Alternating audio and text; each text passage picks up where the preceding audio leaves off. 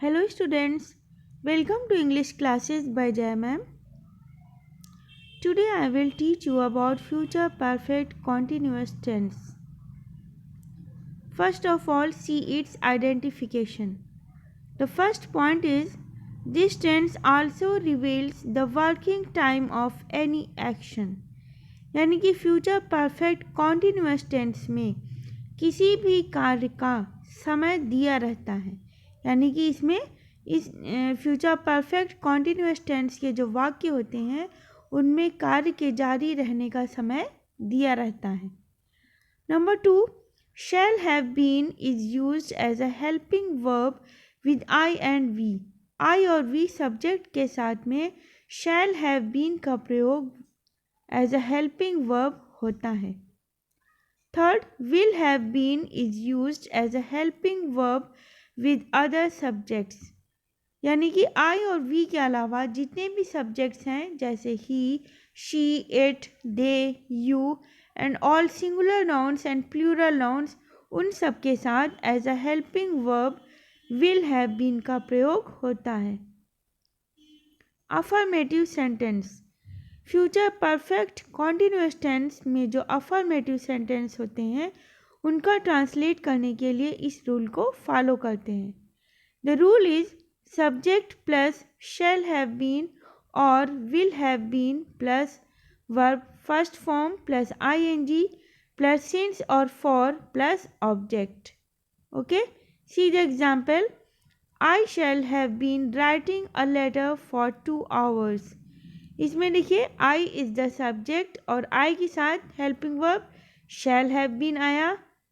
Then verb की first form writing plus ING, a letter for 2 hours। अब इसमें देखिए अ लेटर ये क्या है, ये यहाँ पे ऑब्जेक्ट हो गया।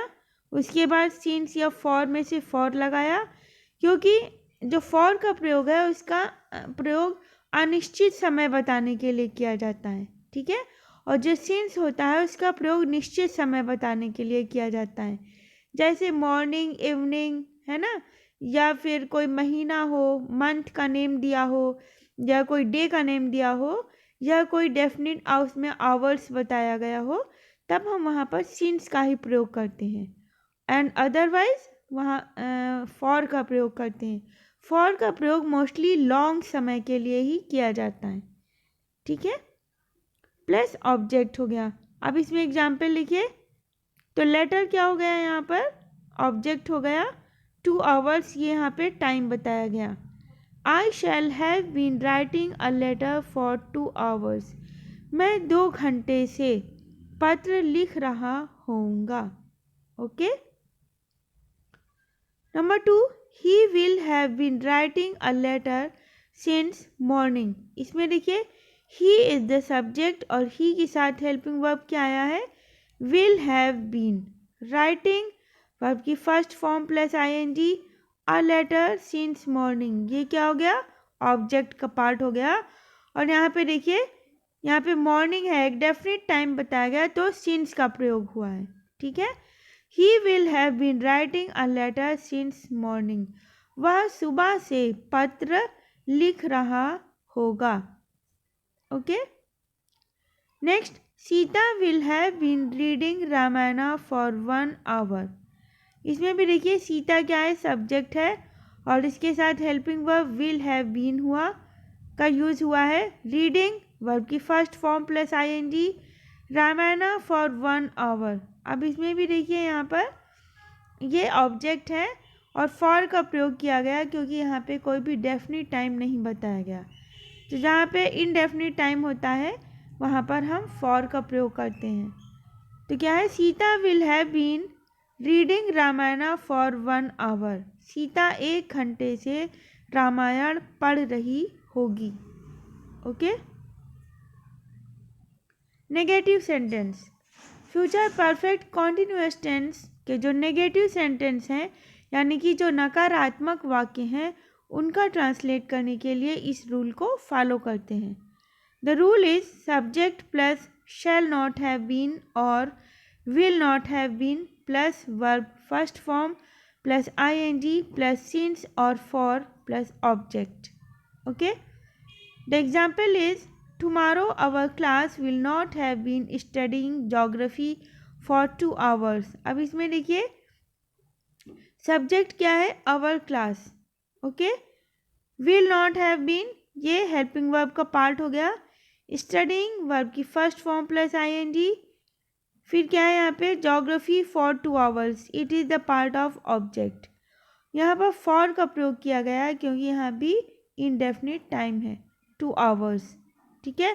अब 2 घंटे तो बताया, लेकिन ये 2 घंटे इसमें ये नहीं बताया कि 2 बजे से 4 बजे तक कि 1 बजे से 2 बजे तक, कोई भी डेफिनिट टाइम नहीं है, इसलिए यहाँ पर फॉर का प्रयोग किया।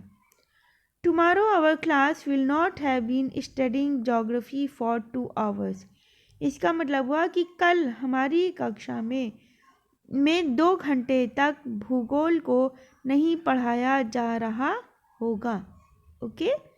Number 2, Ramesh will not have been going to Lucknow for a long time.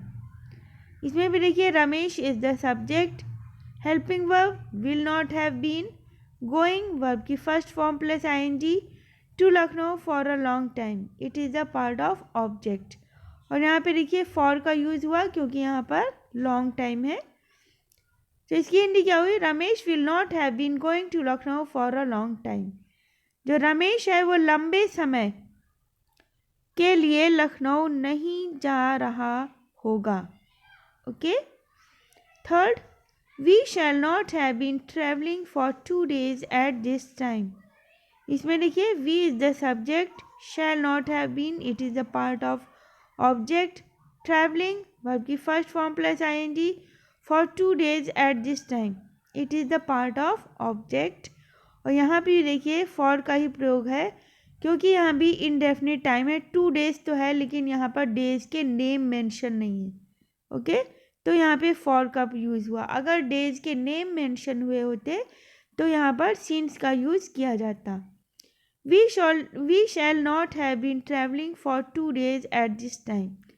हम लोग इस समय 2 दिनों के लिए यात्रा नहीं कर रहे होंगे, ओके। और यहाँ पे बता दूँ नॉट का यूज़ कहाँ पे होता है, विल हैव या फिर शैल हैव के बीच में नॉट का यूज़ होता है, और नेवर के साथ कभी भी नॉट का यूज़ नहीं होता क्योंकि नेवर की हिंदी ही कभी नहीं होती है। Interrogative sentence, future perfect continuous tense के जो इंट्रोगेटिव सेंटेंस हैं उनका ट्रांसलेट करने के लिए इस रूल को फॉलो करते हैं। The rule number 1, will shall plus subject plus have been plus verb first form plus ING plus since और for plus object. Rule number 1 उन सेंटेंसेस के लिए आता है जो हेल्पिंग वर्ब से स्टार्ट होते हैं या जिनके हिंदी के वाक्यों में क्या वर्ड स्टार्टिंग में ही आता है। तो यहाँ पे क्या है, देखिए विल सबसे पहले लगाया according to the subject, you के साथ हेल्पिंग वर्ब विल ही आता है। अगर आई और वी होता तो हम यहाँ पर शैल लिखते। हैव बीन, देन वर्ब की first form plus ING, waiting, then since और फॉर में से फॉर आएगा, human for half an hour. अब यहाँ पे देखिए क्या है, will you have been waiting for human for half an hour. यहाँ पे जो ह्यूमन है ये नेम है किसी पर्सन का, तो यहाँ पे क्या है, क्या तुम आधे घंटे से ह्यूमन का इंतजार कर रहे होगे। अब यहाँ पे देखिए क्या वर्ड पहले ही आया था, okay. Number 2, will he have been playing for some time. इसमें भी देखिए विल क्या है, हेल्पिंग वर्ब स्टार्टिंग में आया, then subject he, then have been, then verb की first form plus ING, playing for some time, okay, it is the part of the object, and in last put the question mark. अब इसमें क्या, will he have been playing for some time, क्या वह कुछ समय के लिए या कुछ समय से खेल रहा होगा। अब यहाँ भी देखिए कुछ समय दिया है, कोई भी डेफिनेट टाइम नहीं है, तो फॉर का यूज़ कर लिया, okay. See the third, will you have been studying history since 1 hour। अब यहाँ पे देखिए क्या है, विल स्टार्टिंग में रखा, यू इज द सब्जेक्ट और यू के साथ हेल्पिंग वर्ब विल आएगा, then have been, then studying verb की first form plus ING, then history since 1 hour, it is the part of the object, and in last the question mark. Will you have been studying history since 1 hour, क्या तुम 1 घंटे से इतिहास पढ़ रहे होगे. अब यहाँ पे देखिए सिंस का यूज़ हुआ है क्योंकि यहाँ पे 1 आवर बता दिया है, यानी कि 1 घंटा निश्चित बताया है, तो यहाँ पर सिंस का यूज़ हुआ है. Okay. Rule number 2, question word plus will और shall plus subject plus have been plus verb first form plus ING plus since और for plus object. Okay, see the example. Why will these girls have been dancing for such a long time? इसमें देखिए why is the question word, will का use these girls, यानी कि girls के according यहाँ पे will का use हुआ. I और we होता तो shall का यूज करते. then have been, then verb की first form plus ing dancing, then for such a long time, it is the object, and in last put the question mark. Why will these girls have been dancing for such a long time? कितने लंबे समय से ये लड़कियां dance क्यों कर रही होंगी. Okay, see the example 2. Who will not have been teaching Hamid for a long time? Who क्या है, क्वेश्चन वर्ड, फिर यहाँ पे हेल्पिंग वर्ब विल आ गया, will not have been, teaching verb की first form plus ING, Hamid it is the subject, for a long time it is the part of object. Okay, तो ये क्या है, who will not have been teaching Hamid for a long time, कि हामिद को इतने लंबे समय से कौन नहीं पढ़ा रहा होगा. ओके, यहाँ पे देखिए ये इंट्रोगेटिव के साथ साथ नेगेटिव भी है, तो नॉट का यूज विल और हैव के बीच में किया गया है. Okay, now see the example 3. Where will Rashid have been sleeping for a week. Where is the question word, will helping verb according to the Rashid, Rashid is the subject, have been, then after this verb की first form plus ing sleeping, then for a week it is the object, then question mark. तो क्या है, where will Rashid have been sleeping for a week? Rashid 1 हफ्ते से कहाँ सो रहा होगा. Okay, कहाँ की इंग्लिश वेयर होती है, ठीक है, और कौन की हु होती है क्योंकि वाई होती है. Okay, thanks for watching.